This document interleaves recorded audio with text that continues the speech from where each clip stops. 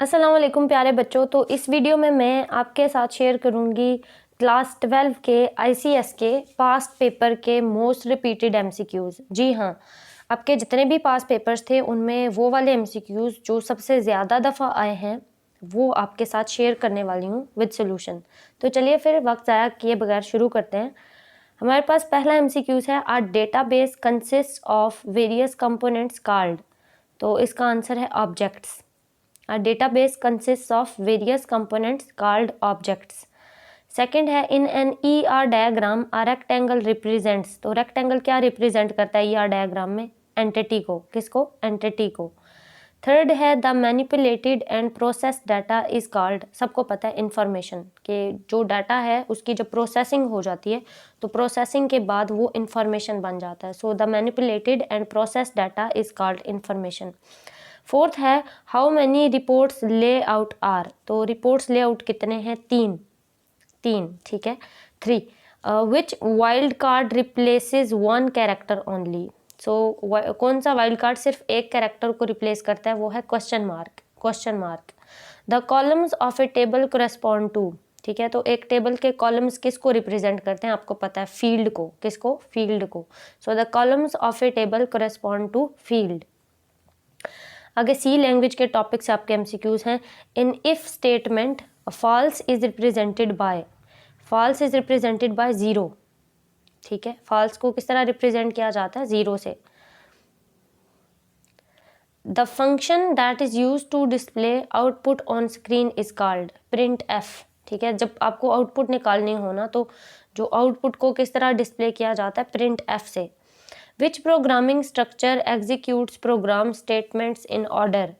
सो order में जो programme statements execute करता है उसको बोलते हैं सीक्वेंस। क्या बोलते हैं? Sequence. Which loop structure always executes at least once. So at least once do while. कौन सा लूप जो है वो एटलीस्ट वन को एग्जीक्यूट करता है हमेशा? Do while. क्वेश्चन नंबर 11 है, a type of function written by the programmer is known as user defined. क्या बोला जाता है? User defined. The process of converting source code into object code is known as.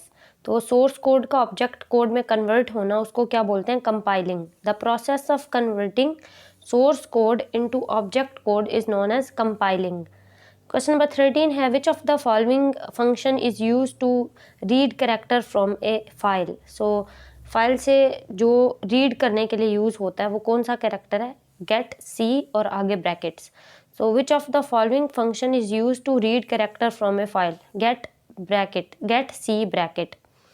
A part. Question number 14 है, the number of bytes used by float data type in C is 4। The number of bytes used by float data type in C is 4. Question number 15 है, how many types of loop structure are available in C।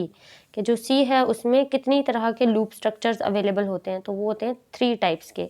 कितने types के loop structure? 3 types के loop structure. तो यहाँ पर पहला है, in 2NF which form of dependency is removed? Partial.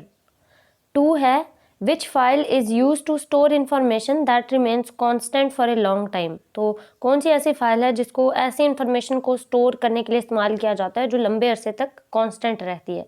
So which file is use to store information that remains constant for a long time. तो उसका नाम है मास्टर फाइल। मास्टर फाइल के अंदर ऐसी इन्फॉर्मेशन स्टोर की जाती है जो लॉन्ग टाइम के लिए कांस्टेंट रहती है। Which of the following is use to associate entities with one another. तो एक एंटिटी का दूसरे एंटिटी से एसोसिएशन कौन बनाता है? आपको पता है, रिलेशनशिप। कौन बनाता है? Relationship. So which of the following is use to associate entities with one another? Relationship. The output of a query is in the form of A.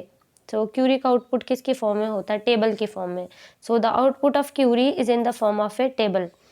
Question number 5 है, to find all names start with M from student table the criteria is. तो like M star. ठीक है, like M star. An attribute is also known as field. Question number 6 है, an attribute is also known as field. So which of the following is a valid character constant. So valid character constant is alpha. Which of the following function is use to write a character to a file. कौन सा function जो है वो file का character लिखने के लिए use होता है, तो वो है put C bracket. What is the variable that is used by function to receive argument? So variable that is used by function to receive an argument, वो कौन है? parameter. In which loop statement terminator is a part of its syntax? So in which loop statement terminator is a part of its syntax? तो वो है do while.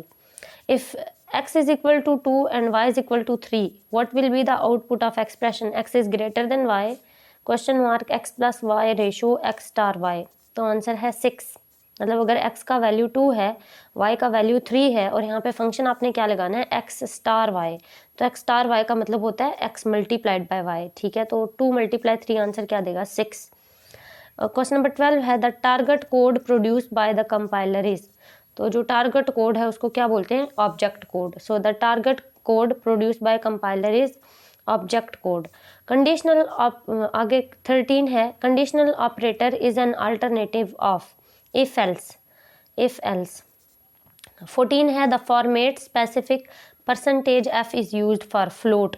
किसके लिए percentage F को use करते हैं? फ्लोट के लिए।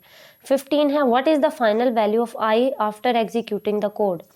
तो कोड एग्जीक्यूट करने के बाद आई की क्या वैल्यू होती है? 7। I is equal to 1, i is less than 5, i plus is equal to 2।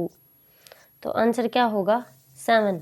So next paper से मुझे जो MCQs मिले हैं उसमें फर्स्ट है SQL स्टैंड्स फॉर। तो SQL किसके लिए स्टैंड करता है? स्ट्रक्चर्ड क्यूरी लैंग्वेज के लिए। और 2 है which of the following can be a primary key. So primary key कौन हो सकता है? Customer ID. कस्टमर आईडी एक प्राइमरी की है। क्वेश्चन नंबर 3 है which of the following is use to describe characteristics of an object. तो object के characteristics को डिस्क्राइब करने के लिए यूज़ किया जाता है रिलेशनशिप को। 4 है एवरी रिलेशन शुड हैव। तो हर रिलेशन में एक चीज़ तो मस्ट होती है, प्राइमरी की। ठीक है। 5 है which of the following is not a database object. तो कौन डेटाबेस ऑब्जेक्ट नहीं है? MS word. क्वेश्चन नंबर 6 है the graphical query tool is known as. तो ग्राफिकल क्यूरी टूल किसके लिए यूज़ होता है? डिज़ाइन फॉर्म के लिए। So the graphical query tool is known as design form. आगे क्वेश्चन नंबर 7 है the output of the compiler is called. ये देखें, मतलब ये बहुत इंपॉर्टेंट MCQ है, बार बार आपको दिख रहा है। So the output of compiler is called object code. Variable and constant name can not contain. तो वेरिएबल और कांस्टेंट नेम के दरमियान पीरियड नहीं हो सकता। So variable and constant name can not contain period. The function that is use to display output on the screen is called scanf। ठीक है, वो वाला फंक्शन जिसको स्क्रीन पर आउटपुट डिस्प्ले करने के लिए यूज़ किया जाता है वो क्या है? scanf। Switch statement is an alternate of. So switch statement किसका अल्टरनेट है? इफ एल्स का। The case block ends with break. Which loop structure always executes at least one? तो all of these. Do while, for while. Semicolon is placed at the end of condition in। तो semicolon condition के end पर देखते हैं किसमें? for loop में। The scope of variable refers to its data type। scope किसके बारे में बताता है? data type के।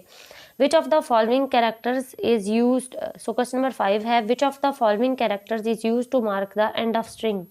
तो /n। स्ट्रिंग का एंड किससे होता है? /n से।